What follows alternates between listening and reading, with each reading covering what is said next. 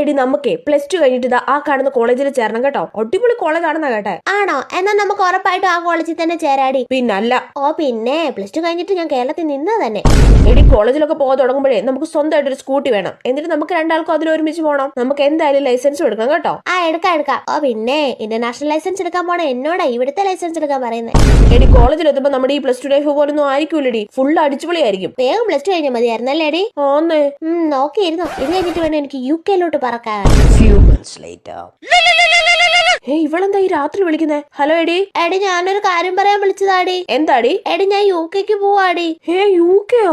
ആ അതെടി. വീട്ടുകാര് പറയുന്ന ഇനി UK പോയി പഠിച്ചാ മതിയെന്ന്. എടി അപ്പൊ നമ്മൾ ഇവിടുത്തെ കോളേജിൽ ചേരണോന്നൊക്കെ പ്ലാൻ ചെയ്തതോ? സോറിടി, എല്ലാം വളരെ പെട്ടെന്നായിരുന്നു. നീ എന്നാടി പോകുന്നേ? ഇപ്പൊ പോടി, ഞാൻ എയർപോർട്ടിലാ. എയർപോർട്ടിലോ? എന്നിട്ട് നീ ഇന്നലെ വിളിച്ചപ്പോ പോലും ഒരു വാക്ക് പറഞ്ഞില്ലല്ലോ കള്ളി. സോറി.